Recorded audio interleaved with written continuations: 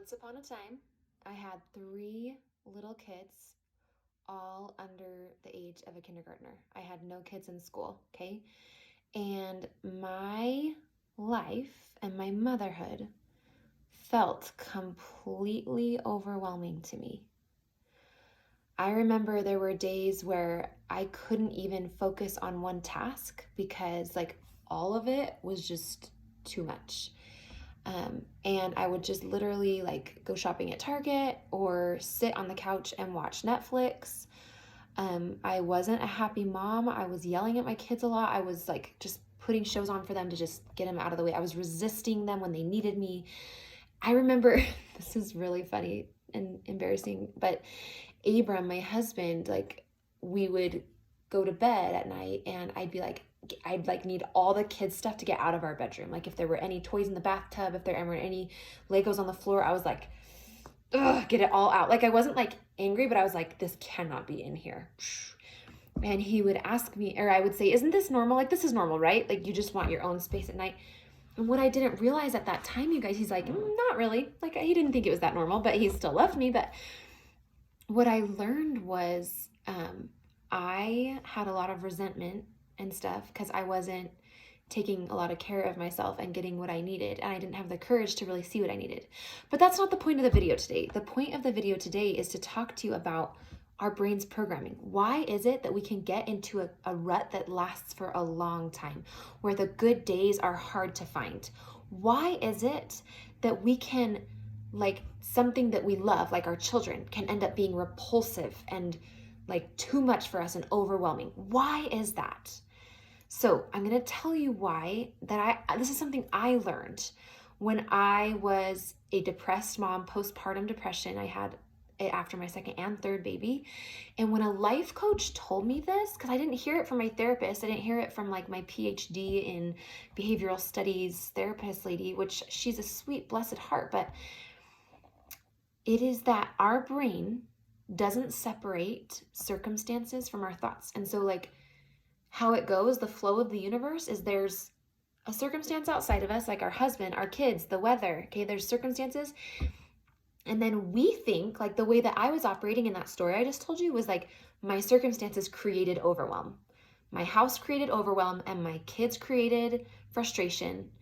And that was just how it was that was what it was. And I just thought I thought I had to change my circumstance. I thought I had to leave my house or hire full-time care or change my circumstance in order to feel different. Now, there are some circumstances I did choose to change, but first what I learned from my life coach was that those circumstances, kids, children, the trees outside, the weather, husband, they don't actually create our feelings. And the reason we don't know that is because our brain ties circumstances and thoughts together. And so it seems like our kids can create feelings in us, or our husband can create feelings in us if he doesn't do the dishes. But we don't pay attention to, and I didn't do this ever before I found coaching. I had no awareness of what my thoughts were, very, very, very little. We don't actually clue in to the thoughts that we think because our brain so quickly ties the things around us into a thought, and then we have a feeling. And so we think the things around us create our feelings. But if you can develop the skill to see what you're thinking, hear your thought, and you'll realize that that's what's causing your feelings. So I have a little game for you to do today. Okay, this is a little exercise. As you go about your day, whatever feelings you catch, be a feeling catcher, okay? So be oh, I'm feeling frustrated. Why am I feeling frustrated? Your brain will be oh, because he's not listening to me. That's why I feel frustrated. Your brain's going to point something external. See if you can go back in and find the thought. There is a thought always. For example, with the example of a toddler not listening to us, that's why we feel frustrated. There's a thought you have he should be listening to me. Or I've already asked him twice. There is a thought between every feeling and your reality. There is a thought that creates your feeling. I didn't know this. My mind was blown. I was always an angry person. Okay, I take that back. I wasn't an angry person, but I did have a temper, and it would kick up and flare up, and I'd just get in these little fits of anger, or I'd hold grudges. And I hated that I did that, but I also didn't think I had another option because I just thought the people around me were just causing me to be angry, and I resented them. And so I would avoid certain people because I would turn into this angry person, or I would avoid certain times of day with my kids, whatever, or I would avoid this or this or this or this. And what I've learned is that as I have more awareness of what I'm thinking, I have more control over how I feel. And whether I'm going to get into a rut or I'm going to get angry or whether I'm going to create a happy moment, I know that I can do all that because I've started listening to my thoughts. You guys, this is everything. If you can listen to your thoughts, you can feel however you want to feel. If you can listen to your thoughts, you can take your thoughts to where. Now, listening is one thing.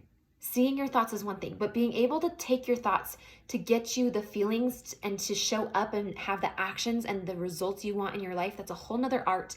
That is what people hire me for. So I work with clients for 6 months at a time, and it's amazing. I only do 6 months. I don't do littler than 6 months because the transformation is unreal. And I like to save enough time for that, to take them all the way through to start to see the results of where they have been wanting to be when they first hire me. So you can go into my Lizzie Langston Instagram profile and book a consult with me if you're ready to hire a coach. If you're marinating on this idea and you like what you're hearing and you want to learn and you want to get into this, try that exercise I gave you. Also, go to my podcast. I have the Postpartum Coach podcast. There's 16 episodes to date there, and episode 14 is the model. It's going to teach you all about this, and then there's 2 more episodes in there that are going to teach you all about your thoughts and your feelings, and it'll say it in the title. It'll talk about like circumstances are neutral is one of them, why you get into your postpartum rut, story versus fact. So all those episodes are in my podcast, which is also the link to that is in my profile. I love you, and I teach you this with so much. I want to empower you, truly. I want you to be able to feel how you want to feel and be that person you want to be in your life and in your motherhood. So go pay attention to your feelings and find the thought that's creating them. See if you can separate out your circumstances, the stimulus, from the response, from the thought your brain has offered you that is creating your feelings. I wish you luck. Bye.